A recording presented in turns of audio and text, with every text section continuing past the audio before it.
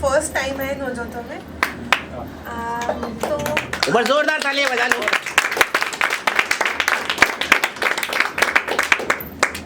प्यार मोहब्बत सब हो गया, कॉमेडी हो गई। अब थोड़ा पुरानी चीज़ों को याद करते हैं। मैं भी प्यार मोहब्बत कम लिखती हूँ। तो मैंने ऐसा लिखा था कि मेरे घर में एक दराज है। दराज समझते हैं आप लोग? दराज यानी शेल्फ। उस ज़माने में उसको दराज ही कहते थे। उस ज़माने में जिसकी मेरी दादी है, वो आज भी उसको दराज ही कहती है। उस ज़माने में हुआ भी तो दराज ही करते थे। ना कोई दरवाज़ा, ना पर्दे, तो ना कुछ छुपाया जाता था, ना बचाया जाता था। और हमारे घर का दराज भी कुछ इसी तरह का है। हाँ, उसमें एक दरवाज़ा है, पर उस पर कांच लगा है। उसमें एक तरफ कुछ किताबें रखी हैं, कुछ पुरानी यादें हैं, मेरे जीते कुछ किताब हैं, और एक जगह खाली है तुम्हारे लिए। तो अब आगे कुछ चुलबुला कर सुनना चाहेंगे या कुछ इमोशनल सा? जो आप चाहें। पहले कौन सा सुनेंगे? इमोशनल सुनाओ। हाँ, पहले चुलबुले पर आते हैं। चलो चुलबुला सुनाओ। ठीक है। तो चाय की टपरी पे हम लोग बहुत मज़े करते हैं, सब करते हैं, मैंने भी किया है। तो उसी पे मैंने कुछ लिखा था कि माना दीवारों के कान होते हैं, माना दीवारों के कान होते हैं, पर उस चाय की टपरी का क्या, जिसके दिल भी होते हैं। तो जाहिर सी बात है, होते होंगे कुछ जज्बात भी। राजनैतिक गर्मा गर्मी से लेके किसके नैन किससे लड़े तक सब जानती होंगी। कितनों को रोका, बैठाया और फिर जाने दिया, और कितनों की उम्र भर का इंतज़ार कराया। कितनों के आंसू रोकने चाहे और कितनों के बहने दिए, ये जानते हुए कि ये सब व्यर्थ है। अगर कुछ सच है तो बस एक कप चाय और वही 4 दोस्त, जो आज अगर गए तो कल लौटेंगे या नहीं मालूम नहीं। फिर एक लंबा इंतज़ार और नए चेहरे। पुराने चेहरों को भूल पाना हमारे लिए जितना मुश्किल है, उससे कई ज़्यादा नामुमकिन है चाय की उस टपरी के लिए।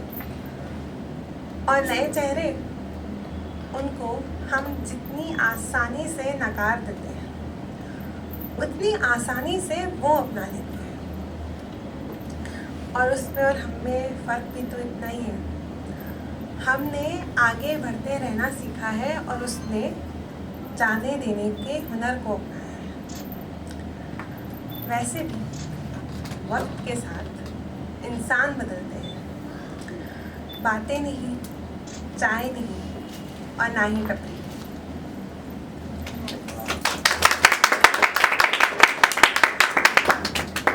टाइम है? हाँ। तो एक और बोलूँ इमोशनल। तो मेरे को देख के बोलना पड़ेगा। अच्छा, हम लोग यहाँ पे दूर से तो बहुत लोग कम ही है यहाँ पे, बाहर दिल्ली के बाहर से, पर आप लोग घर कितनी बार जाते हैं? 1 बार, 2 बार?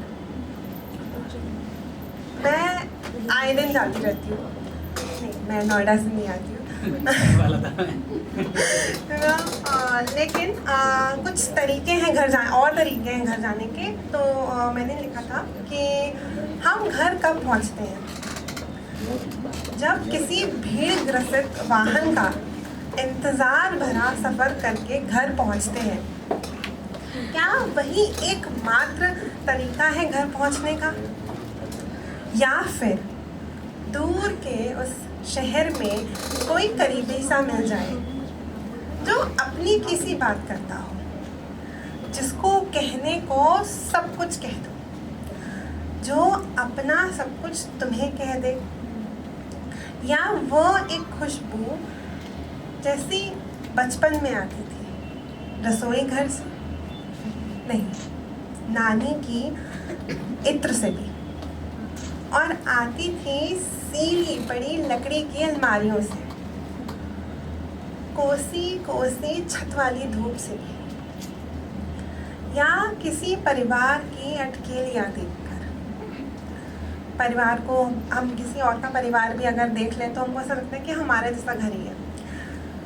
जब कोई माँ खेलती हो अपने बच्चों से, या पिता सिखाए सीख कोई, या दादी किसी बूढ़ी अम्मा अपने गांव की बात बतला दे।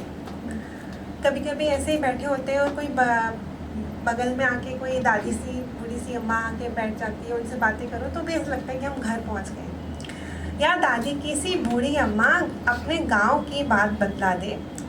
घर बस वह नहीं है जहाँ एक छत के नीचे ठिकाना हो, बसेरा हो। घर आते जाते नहीं रहना पड़ता, घर चलते चलते मिल जाता है।